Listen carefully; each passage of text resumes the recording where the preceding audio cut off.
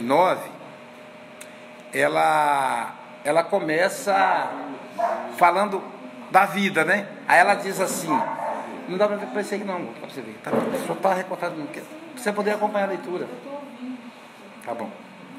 Então ela começa a falar da vida, ela fala assim, o objetivo essencial da existência humana é a conquista da plenitude. Então Joana de Anjos começa a falar isso. Então, primeiro a gente precisa saber qual é o objetivo da nossa vida. O que nós viemos fazer aqui? Senão fica difícil. A grande dificuldade das pessoas é essa. Elas não sabem o que vieram fazer, não procuram, estão perdidos. Quem é focado, normalmente vai embora, né? Eu quero ser professor, meu objetivo é ensinar.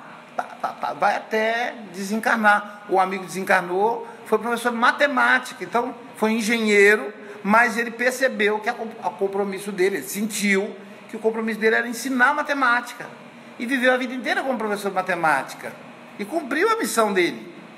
Então é preciso que a gente saiba o que a gente veio fazer, né? A Magda tem um compromisso com o social, então ela está sempre envolvida com as questões sociais e com a terapia, né?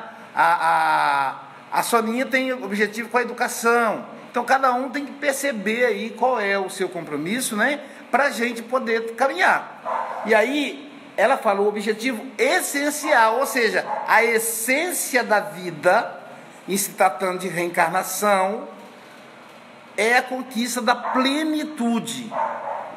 Então o que é plenitude? Esse é o ponto. E é isso que a gente vai discutir. O que é plenitude? A conquista da plenitude. Ou seja, é a felicidade. É a felicidade que a gente tanto almeja. Foi o tema da palestra de hoje, né? O palestrante fez uma viagem com a gente nas gradações mentais, na busca da felicidade. Então, a plenitude é a felicidade, né? Que a teologia chamou de céu, paraíso, que o escravo do instinto acha que é o sexo. Freud vai dizer que a felicidade orgânica estaria no orgasmo. Então, essa plenitude. O problema é a gente identificar o que é plenitude. Esse é o ponto. E aí no segundo parágrafo ela diz assim, as emoções que acompanham as sensações.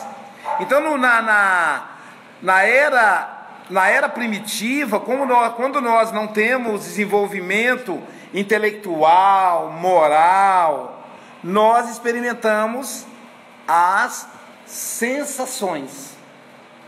E as sensações dá a gente a ideia de plenitude. Então você fala assim, bom mesmo é bater um pratão, é comer até ficar triste. Não é isso que a gente falava? Né? Quando era mais novo, quando mais novo, agora não posso falar mais isso, né? Diabetes me deixa. Comer até ficar triste. Aí a pessoa, já pensou aquele pratão de macarronada? Quem gosta de feijoada, aquele prato de feijoada, com a gordura nadando assim no meio. Tá vendo? Dalva já evoluiu, misericórdia, né? O outro fala assim, mas o bom mesmo é um mocotó. O mocotó. Na Praça de Sete Lagoas, em homenagem aqui a Soninha e Ironil, na Praça de Sete Lagoas, ele serve um mocotó na pracinha, no copo descartável, com pimentinha, cebolinha verde e torresmo. Nossa, torresmo. Entende? Então, olha só como é que é a sensação, né? A sensação de comer, a sensação de beber. Hoje lá, eu estava escutando lá um senhor brincando com as meninas, amigo do falecido, brincando com a minha filha e com a outra amiguinha dela. Eu até saí de perto para eu não ouvir coisas que não devia, né? Mas ainda ouvi um pouquinho da moça, dizendo, você lembra que fulana chegou em coma alcoólico? Elas, E assim, pra gente que é mais velho, é um absurdo, né? Mas quando nós estávamos lá, a gente achava uma maravilha. Então bebia até cair. As sensações, a sensação do sexo, né? A experimentação de vários tipos de atividade sexual com várias pessoas, trair a esposa, trair o marido, a sensação, né? O instinto. E aí naquele momento parece o ponto máximo da plenitude. Qual é o problema? Né? Cheirar cocaína até ficar doidão, fumar um baseado. Qual é o problema dessas sensações? É que por trás delas tem o preço a pagar. Então, a Joana fala, né? Por trás das sensações estão as emoções. Aquela emoção, a emoção de fazer um racha. Os jovens, né? É uma emoção, né? A emoção pular de paraquedas, andar de moto, a emoção de espancar um morador de rua, é emoção. A emoção de humilhar, fazer o bullying, ver o seu colega chorar na escola e todo mundo rir, são emoções. E aí a Joana fala, emoções que acompanham as sensações. E aí qual é o objetivo da vida, da reencarnação?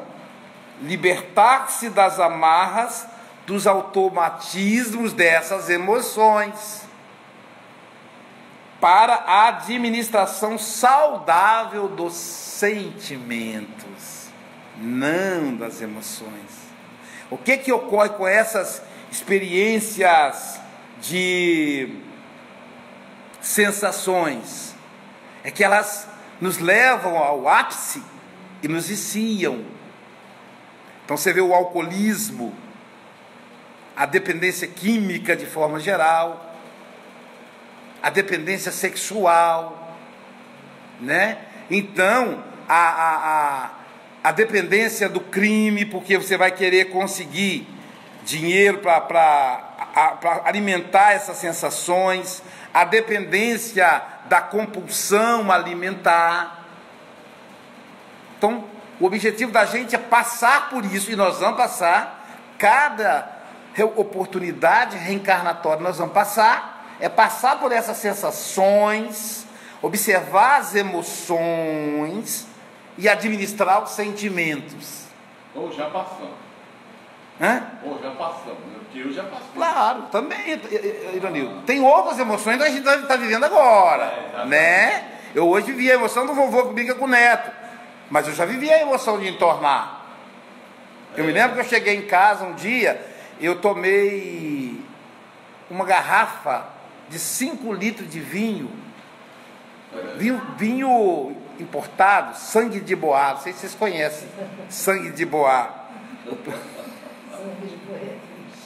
O pessoal brincava com sangue de boi, quando via era muito ruim, era sangue de boi, né, que chamava de sangue de boi, que era feito com uva de péssima qualidade, né, adoçavam. Vocês sabem que lá fora não existe o vinho suave, né, isso é invenção do brasileiro. Vinho seco, vinho suave, não tem essa diferença lá fora não, é só aqui que, eu estive na Itália, que é a capital dos vinhos, estive em Portugal, o vinho do Porto, e não tem essa linguagem. Um dia eu falei para o meu amigo, esse é o vinho suave? Não tem isso não, cara. Suave, seco é lá, tudo bem, você fala o espumante e tal, mas o vinho suave é uma invenção do Brasil. Então o sangue de boá é o vinho de péssima safra, lasca álcool no meio e açúcar, e imagina 5 litros, 2 pessoas, Soninha, 5 litros de vinho.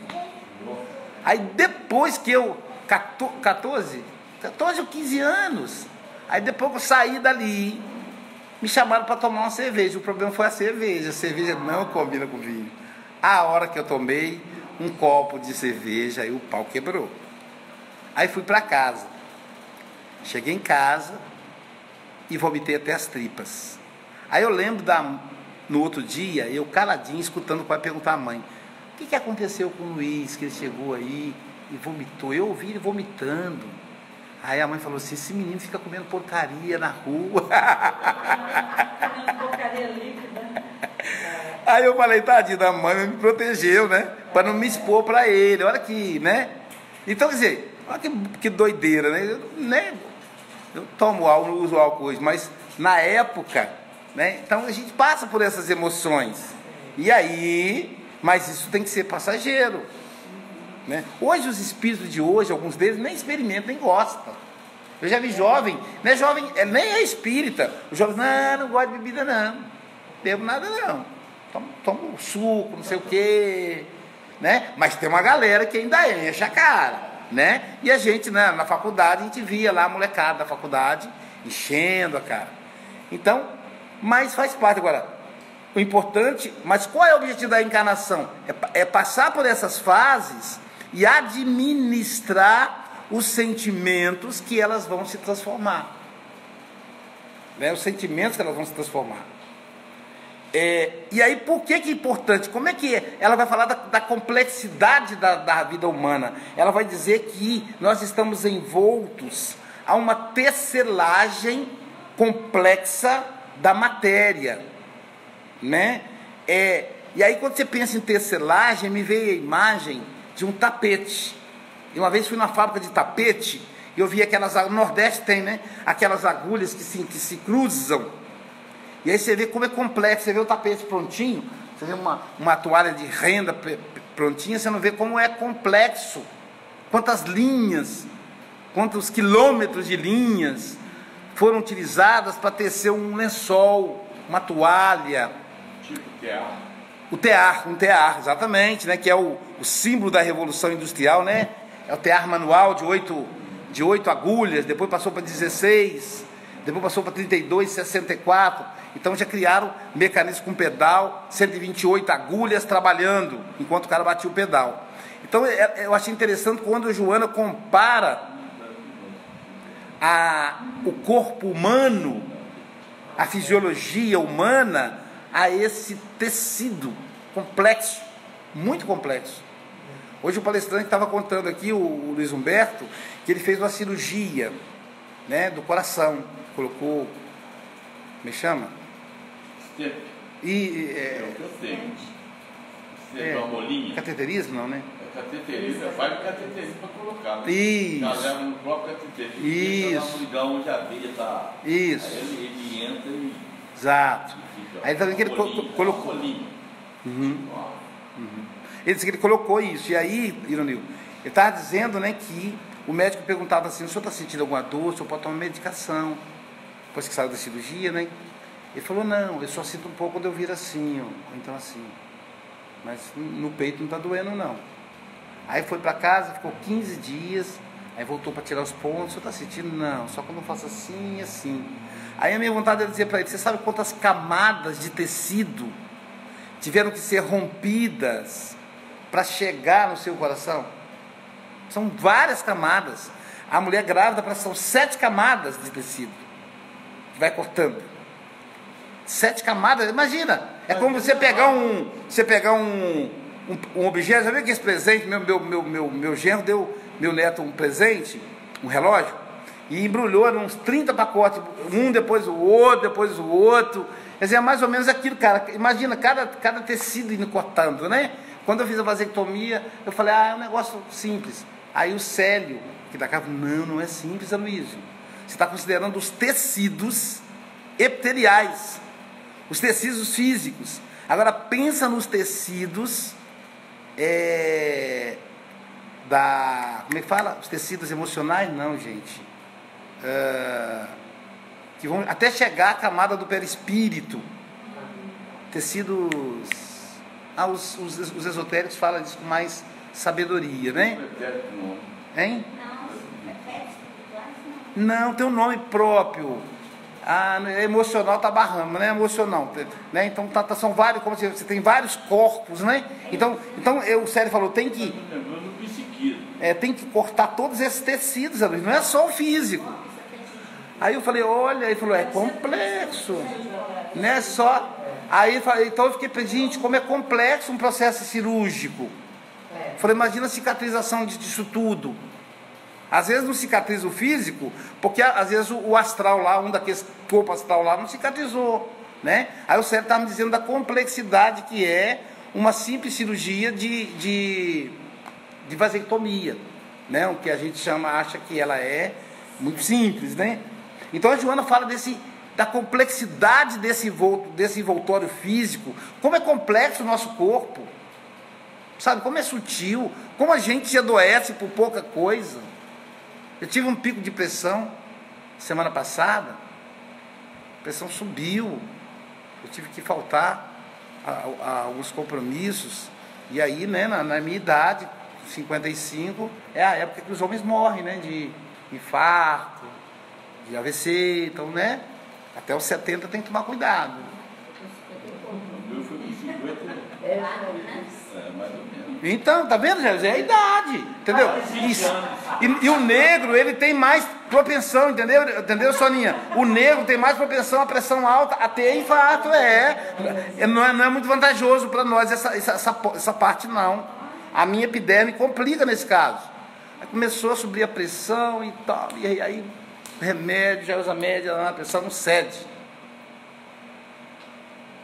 Aí fui conversar lá com uma analista que eu gosto de conversar, ela disse espelhamento. Aí, porque eu contei o que aconteceu antes da sua pressão subir. Eu fiquei gripado, tomei antialérgico, a gente tem pessoas que não eram. Eu falei, não foi não, ela falou. Que mais? Eu falei, bom, como eu estava gripado, eu não pude fazer o plantão com a mãe. Nosso dia meio da Jailza é de quinta para sexta, cada filho tem um dia. Hoje é o Odaí, amanhã é a Roseli, cada dia tem um filho. A enfermeira fica durante o dia.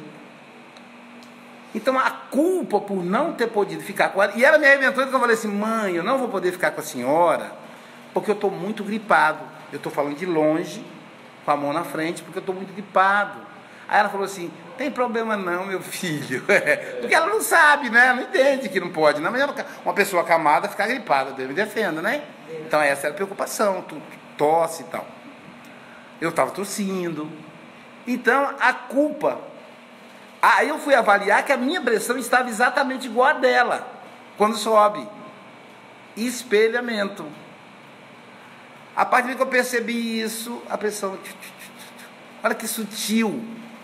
Bastou um processo inconsciente. Quer dizer, quantas outras coisas a gente não...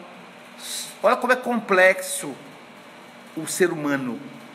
A Joana está falando do corpo físico, mas se a gente passar para o corpo mental, para o corpo psíquico, olha como é complexo.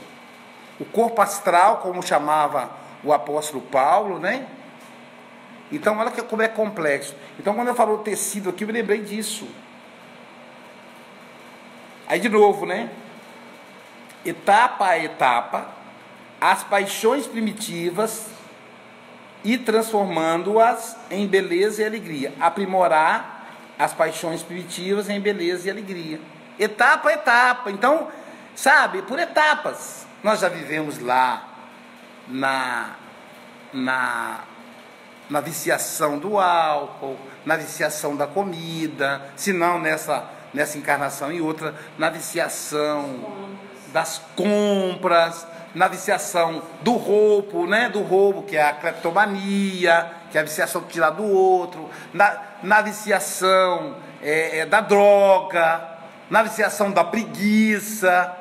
Eu estava brincando com a Magda quando cheguei, eu perguntei, maridão, falou, tá lá na UFA, eu falei, ele já aposentou, não? Ele falou, não vai aposentar não. Aí eu pensei, é para aposentar também, falei com ela, para aposentar também e ficar entornando no boteco, a vida ficar trabalhando. Eu ia até acrescentar a segunda parte, que é menos complicada, mas eu acho ainda complicado. Você ficar na pracinha o dia inteiro jogando dominó. Aí eu acho também, nossa, tem tanta coisa para fazer, cara, eu queria tanto que... Pois é, então assim, né, aí de repente lá na UFS pelo menos está fazendo alguma coisa, né? Então, todos nós passamos por essas etapas. E aí, como diz a Joana, né? Transformando-as em beleza e alegria. Então, aquele glutão, aquela glutona que comia até empaturrar, agora é chefe de gastronomia. Agora faz pratos diets, pratos fitness, né? Pratos saudáveis. Então, isso é a transformação. Nós temos uma amiga aqui, que era aqui da Casa Espírita, que ela era gordinha, né? E ela começou a postar pratos fitness, pratos magros, saudáveis, pratos saudáveis. E eram os pratos bonitos, você olhava pela imagem no Facebook, dava vontade de comer, porque era bonito, né? E aí ela emagreceu, nossa, ela emagreceu demais, assim, mas de uma maneira saudável. Então são essas etapas, por exemplo, da comida, né? O outro lá, que é viciado em jogo, às vezes vai se tornar, de repente ele resolve ser leitor, resolve ser um voluntário no trabalho, né? Um dia desse eu fui fazer palestra, o rapaz chegou e me abraçou e falou: rapaz, que pena que coincidiu sua palestra com o dia da minha visita ao asilo. Eu sou cabeleireiro, hoje é dia de eu cortar cabelo dos meus amigos lá, mas eu vou assistir depois pelo Facebook. Aí eu falei, que legal, né? Então assim, né? Olha só, hoje ele é voluntário do asilo de idosos, outro é voluntário do amigo da escola. Então são fases da evolução, né? E a vida que vai permitir isso a gente.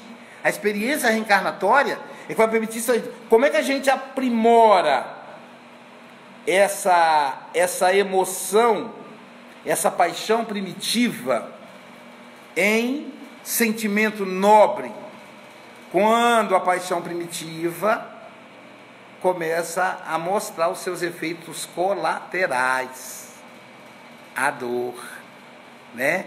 O preço que a gente tem que pagar. Então eu vou para o boteco, encho a cara, para mim é uma farra ali, falo besteira no meio dos meus amigos, daqui a pouco eu perco a família, daqui a pouco eu perco o emprego, o fígado começa a reclamar, e aí eu tenho que mudar a minha postura. Então naturalmente a vida vai me empurrando para a educação dos sentimentos, né? E aí, de novo, aí, no último parágrafo aí, a Joana retoma a ideia, o sentido do viver, né? O conhecimento do sentido do viver favorece o ser humano, né? Com a lucidez para superar as tendências primárias que permanecem em largo período, aguilhoando-o ao passado.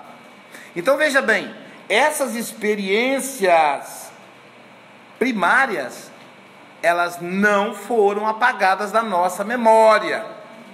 Então, vez por outra, o nosso inconsciente nos convida a voltar.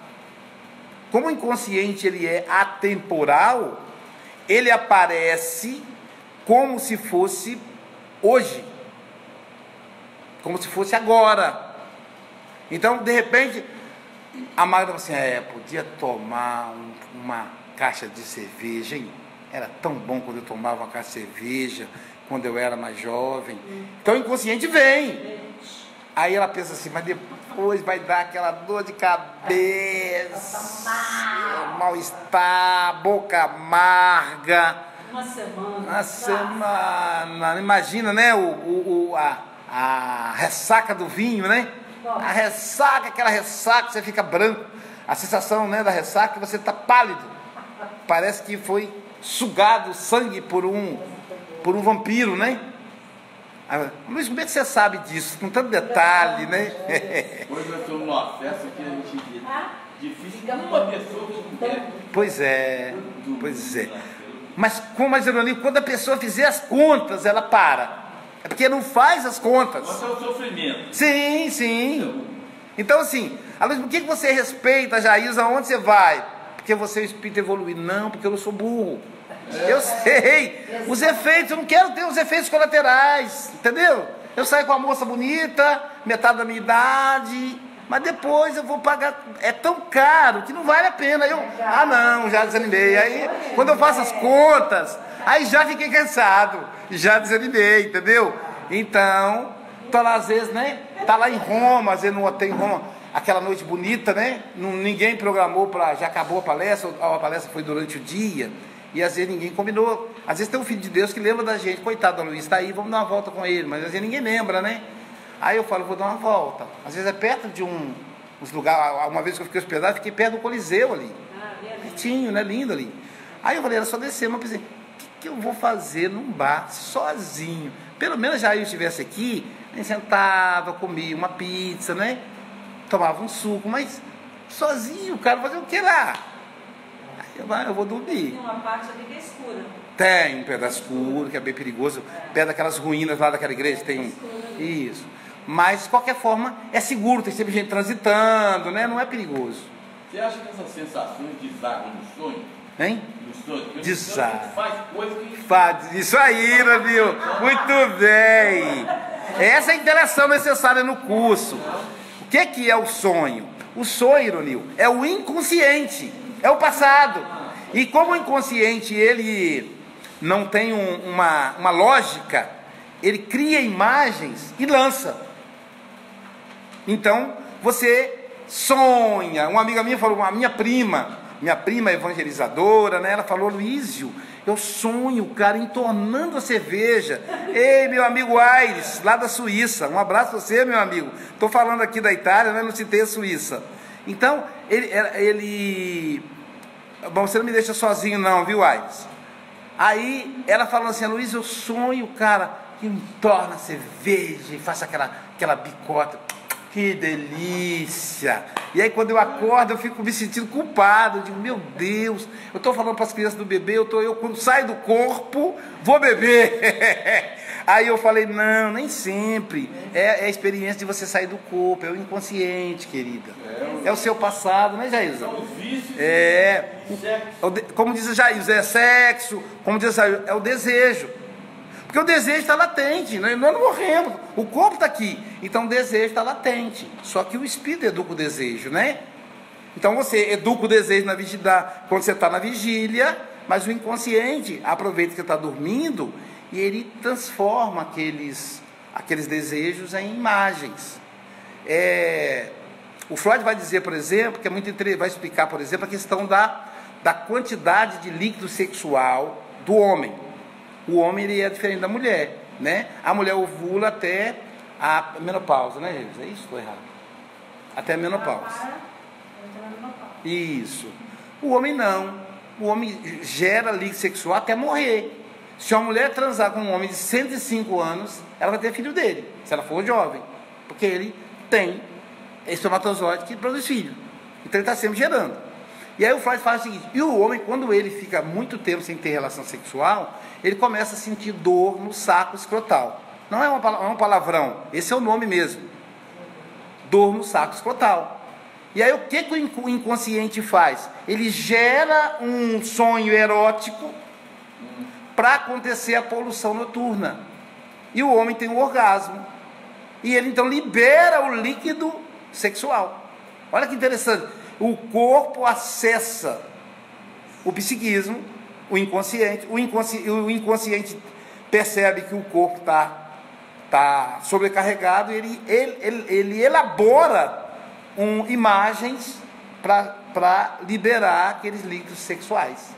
Isso acontece com os padres, com os monges, né? E lá eles são educados, é dito a eles que não tem nada a ver com o pecado, né? Então, porque eles são celibatários, eles abriram mão da vida sexual.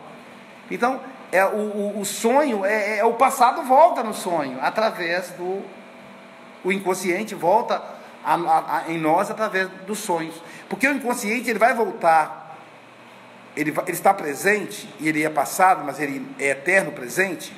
E como é que o inconsciente, ele manifesta, como é que ele se comunica conosco? O inconsciente, ele se comunica de duas maneiras, só duas. Uma é através dos sentimentos e das emoções. Então a gente toma muito cuidado com o nosso sentir. Eu estava vendo uma entrevista ontem, uma é os sentimentos e a outra é os sonhos. É só através dessas duas maneiras que o inconsciente se comunica. Então, a pessoa, o sábio, ele presta atenção nos sonhos. Eu ontem estava vendo uma entrevista da monja, como é o nome dela, gente? Aquela monja budista, Koi, a monja Koi, tipo Cohen, igual a apostila, Cohen. Porque nós tínhamos um curso de mediunidade, chamava-se Cohen. Então, a monja Cohen, é isso? Então, a monja Cohen estava explicando que um aluno dela, budista, né, fez um trabalho no Carandiru, de visita aos presos, e a proposta dele era ensinar os presos a meditar. Olha que interessante. O bem, né, ele é infinito, cara. Tem tanta coisa que a pessoa pode fazer, né, que as pessoas vão criando. E aí esse aluno convidou ela para ir com ele no Carandiru. Aí eles colocaram 200 presos no pátio para fazer a meditação. Só que até chegar ao pátio, eles passavam pelas grades e olhava e via os presos lá reclusos, né? Aí ela que olhou para um homem e o ódio daquele homem assustou ela. Ela ficou assustada.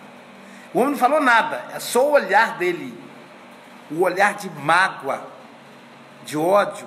Ela falou, não era ódio de mim, era ódio da humanidade. Eu fiquei assustada. Eu nunca vi um ódio num humano, naquele nível. E aí ela foi contar isso pro, que é fantástico, eu adoro também, Mário Sérgio Cortella. Os dois escreveram um livro juntos, que eu quero comprar, inclusive. Tipo assim, orar, não, céu e inferno, não, perdão, não, também não. Pecado e alguma outra coisa, pecado não sei o quê. Seria a visão católica do Cortella, que ele é filósofo católico, e ela budista. Aí ela foi contar para ele. Aí ele falou assim, onde é que esse ódio está no seu coração? Ele ainda está aí dentro dos seus escombros. Ela contou isso na entrevista. A gente só vê, você só conseguir identificar com tamanho detalhe o ódio no olho daquele homem, porque você tem ele em você. E aí ela explica, eu tenho em mim no passado, mas ainda está ali. Isso é para provar que aquele ódio ainda está em mim. Por que ela prestou atenção e se prendeu ao ódio daquele homem? É o inconsciente dela. Então o pavor, o medo que ela sentiu, foi resultado do inconsciente. Então o inconsciente se comunica conosco através dos sentimentos e emoções e os sonhos. Quais sentimentos? Todos eles, não, Nil? Nosso ou dos outros? Não, o seu, todos eles. E essa parte do quê? Todos os sentimentos. Sabe? A pessoa fala assim, você fala assim, Aloísio, eu vi Soninha me apresentou uma pessoa, um colega dela da escola, mas Aloísio, eu gostei tanto do cara, eu não sei, meu santo bateu com o dele. Ou então você fala assim, eu olhei para aquele camarada, eu já não gostei dele. Eu estou fazendo mestrado, aí eu fiquei observando, aí tiveram duas pessoas que eu não me simpatizei. Aí eu falei, não, eu tenho que apagar isso no meu coração, é impressão minha. E aí nos debates, os dois sempre me batem, ou seja, eles também não foram com a minha cara. O que é isso? É o inconsciente. O que a psicanálise vai dizer?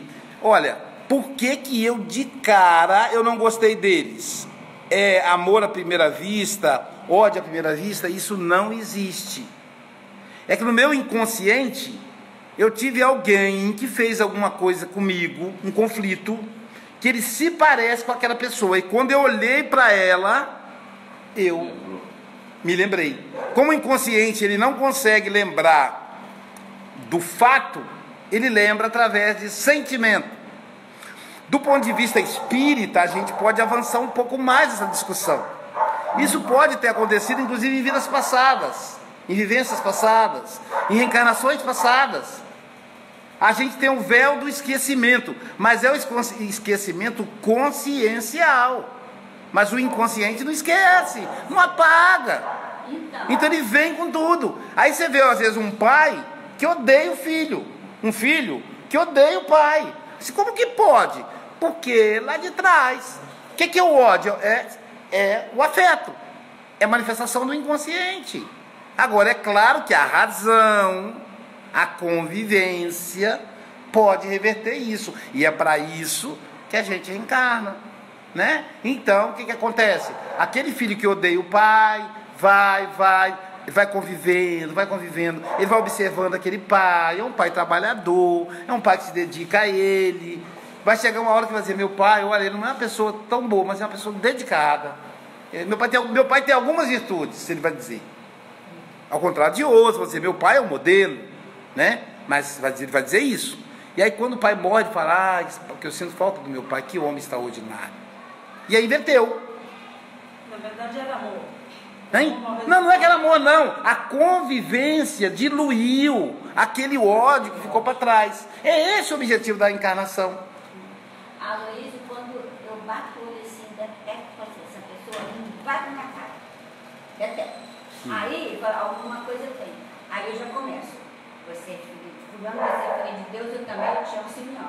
Eu já começo esse trabalho. Eu bato o olho, a pessoa me trata. O rapaz, porque você detesta. Aí eu já começo o meu trabalho. Eu tenho que trabalhar isso. E isso é incrível. Você tem ideia, Soninha, é tão forte o negócio que o pessoal bateu a foto da turma, né? Ele não queria sair na foto, não. Porque eu sou pra frente, eu entro logo, né? Pra poder participar. E aí, quando ele viu que eu estava no meio, ele não quis ir. Não vou não, vem cá, fulano. Aí eu fiquei caladinho, eu não chamei não. Aliás, para mim ele fazia um favor não aparecer na foto. Mas os outros, né, que não é diferente de mim, vem cá, fulano, vem cá.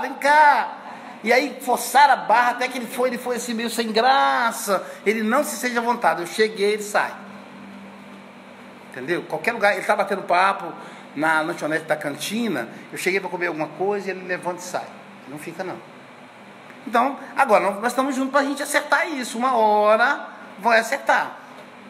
Né? Então, o inconsciente ele faz isso, entendeu, Leonil? É sentimento. Assim como acontece o contrário também. Você fala, nossa, por exemplo, eu estava em Luisiânia, eu gosto sempre de lembrar dessa história.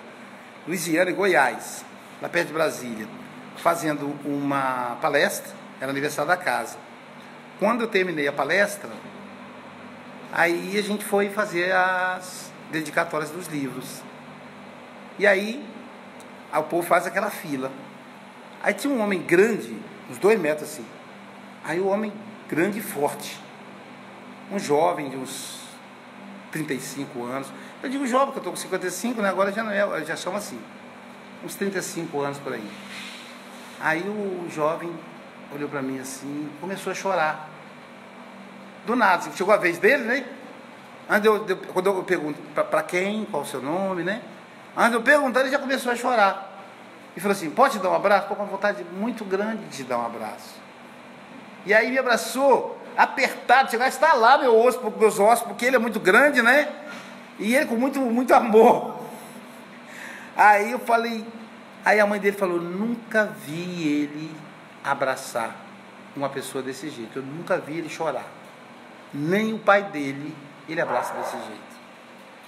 O que explica isso? É o inconsciente, né? O passado. Em Portugal, uma senhora veio, me abraçou e falou, meu filho, eu te amo, e me abraçou chorando. Aí eu disse, puxa, que legal, né? Que mulher amorosa, me viu pela primeira vez, já me chama de filho. Ela era bem mais velha que eu, né? E me disse que me ama. Aí ela se acalmou, aí eu disse, que bom. Ela disse, você se parece muito com o meu filho que faleceu há 4 anos. Até o seu sorriso é igual dele. Quando você estava fazendo palestra, eu olhava para você, eu estava vendo ele. Quer dizer, não foi a mim que ela abraçou, foi o filho.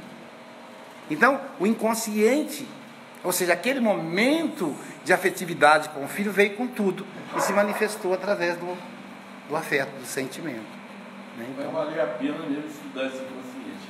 Pois é. Entendeu, Leonil? Vale a pena sim.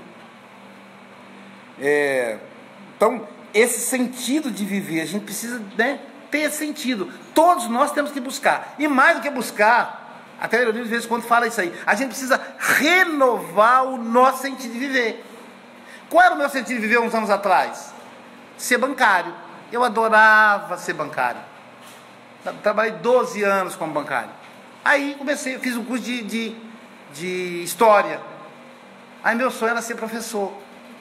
Aí mudou meu sentido. Aí eu larguei o banco e fui dar aula. Nossa, eu adorava dar aula.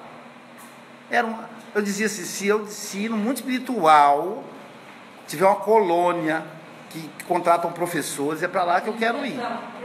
Se o céu for composto de sala de aula, professor e aluno, isso para mim é o céu, é para lá que eu quero. Para mim não existe coisa melhor não. Eu sempre falava isso.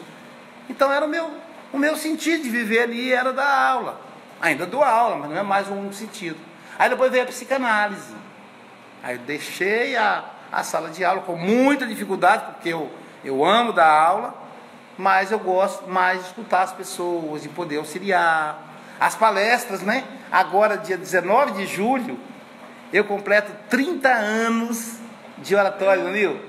30 anos de oratória. 19 de julho de 1989. Oh, em 7! Caramba, Soninha! A palestra do dia 19 vai ser a palestra de 30 anos. E a gente acha que nós vamos estar lá, né? Capaz de a gente estar lá. Olha isso, cara, eu não lembrava desse detalhe. Então, a gente precisa renovar esse sentido. Não, o seu marido vai aposentar. Agora ele tem que buscar um outro sentido, não pode ser mais a UFES. Senão ele vai tomar cachaça e morrer 5 anos depois, né? Ou então morrer de depressão, assistindo televisão em casa.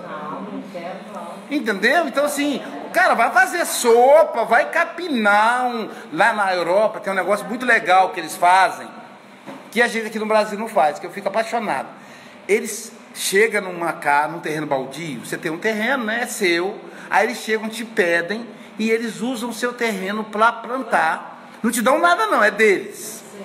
Você cede o terreno.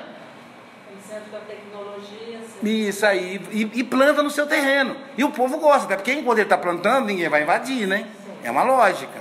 Até construir, então você passa lá, os quintais, tudo é cultivado, é tudo aproveitado, porque a Europa é pequenininha também, né? Portugal estava no Espírito Santo. Então eu encontrei lá em... Tem muito na Itália também. Na Itália também, né? Eu encontrei lá em Aveiro. Tem uma cidade perto de Aveiro, não é Aveiro não, pertinho de Aveiro. Em Aveiro, eu encontrei uma pós-doutora da universidade, a mão cheia de calo.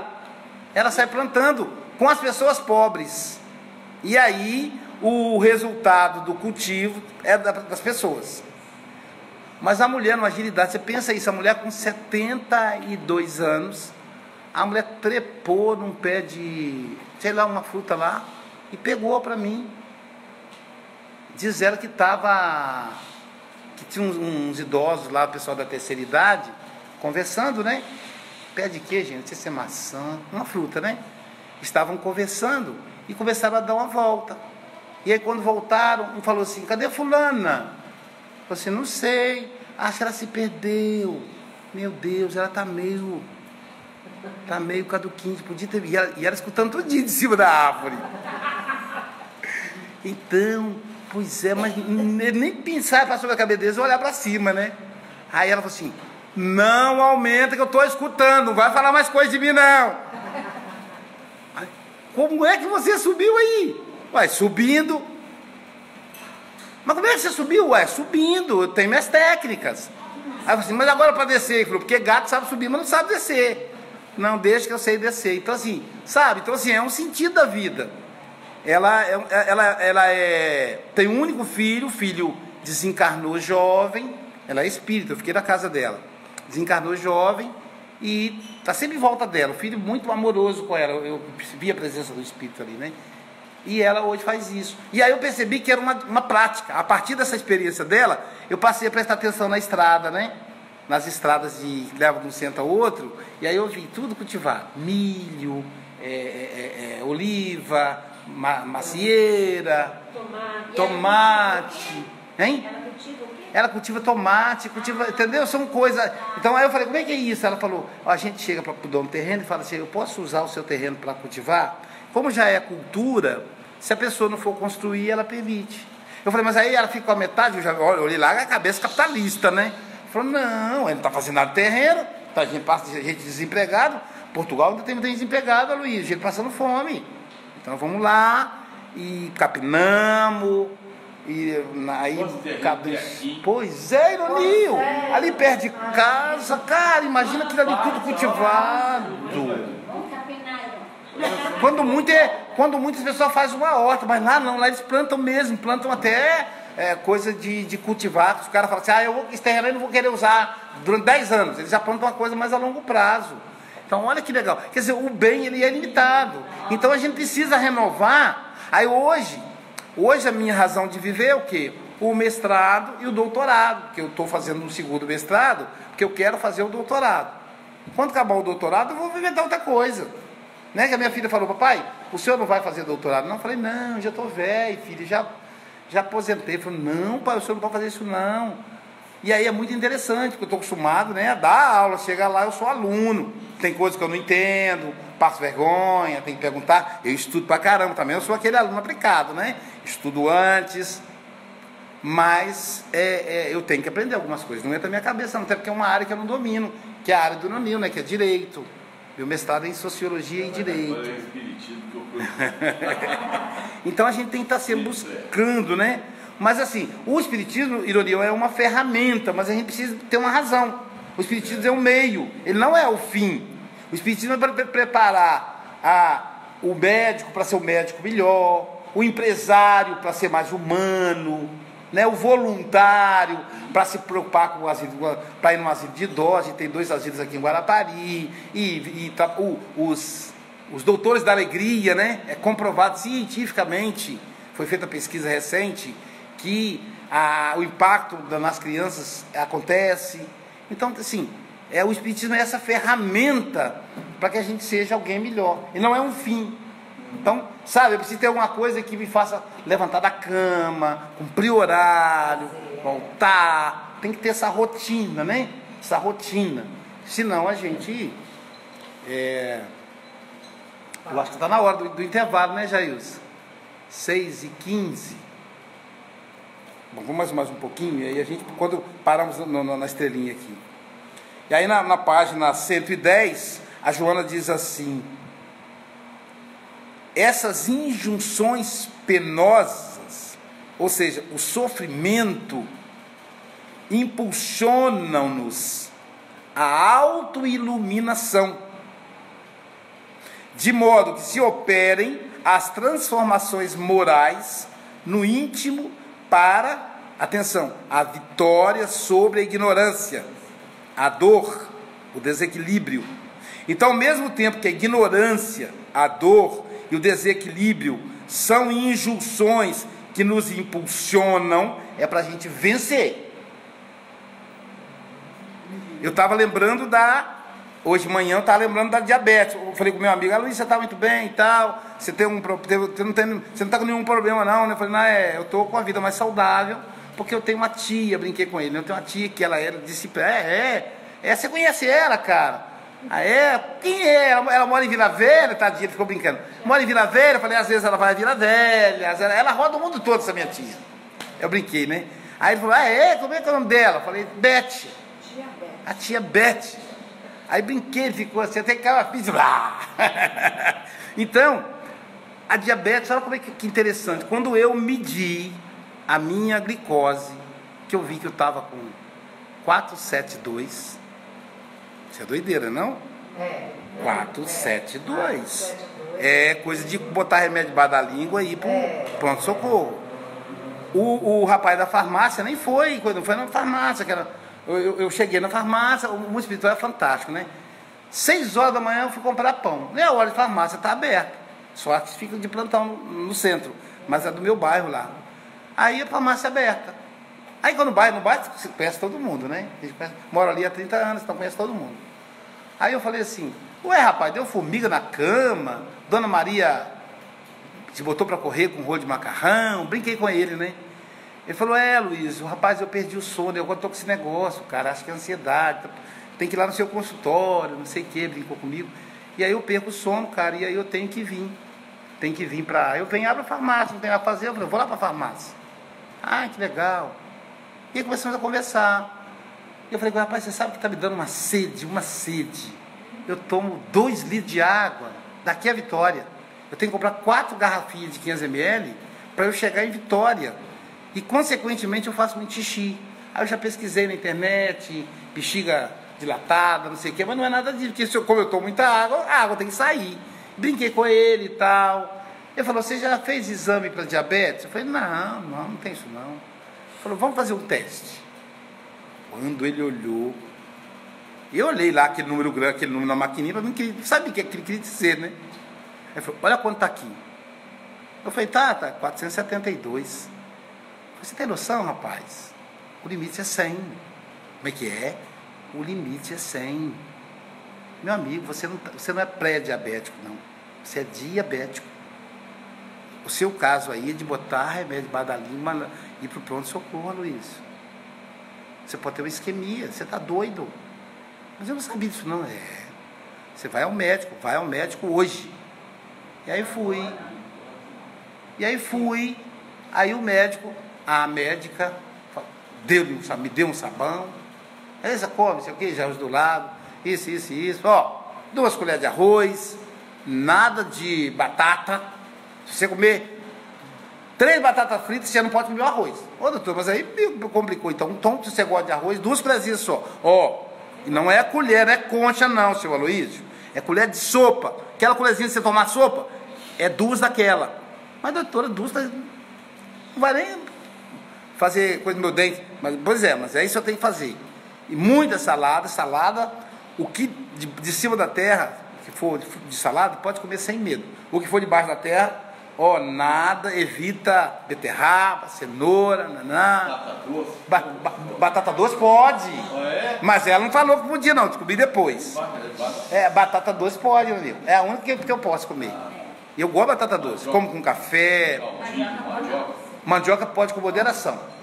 Ela não é tão boa quanto a batata doce, não. E pizza? Aí, pizza também é igual, com moderação. Eu comia lasanha com arroz, imagina?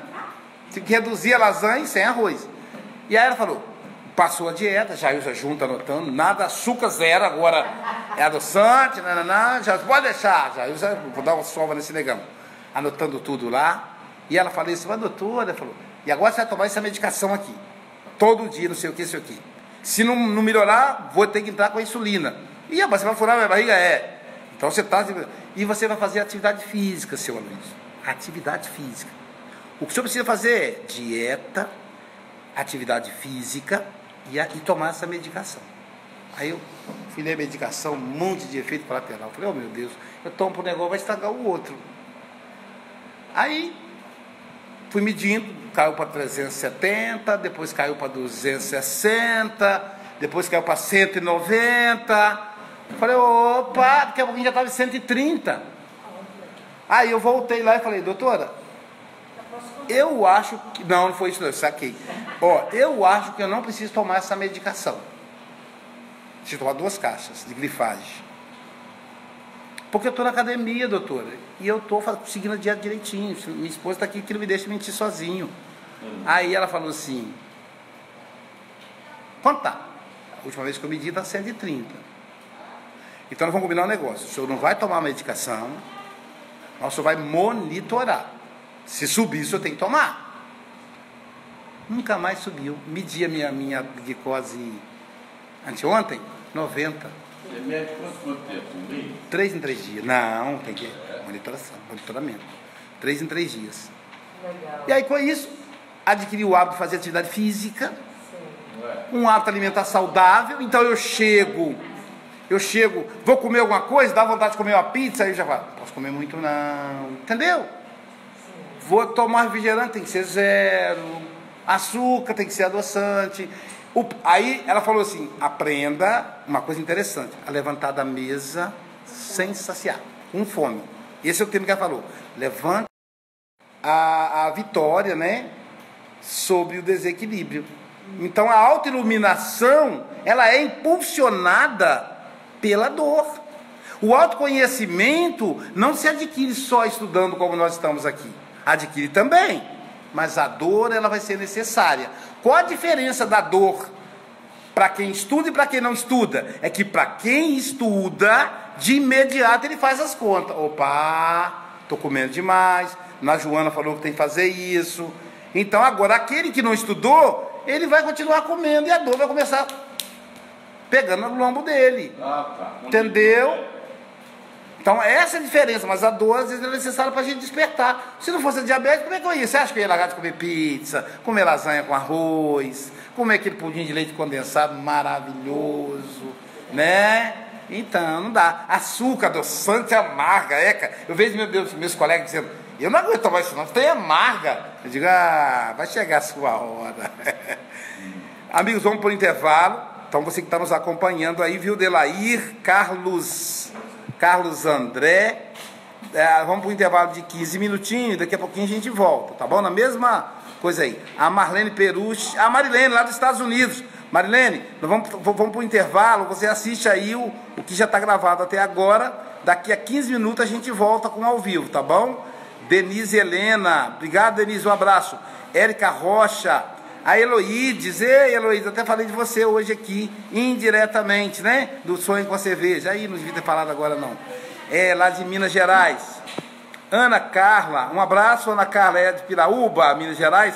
Andréia Fonseca, Samuel Dantas, meu amigo de Pernambuco, um grande abraço, Samuel, bom ter você aqui. Fabíola Santarella, Leslie Struss, obrigado, meu querido amigo e mestre do Evangelho de Jesus Cristo. Abraço do amigo Aires da Suíça, abraço para você, cara, saudade de você, Aires.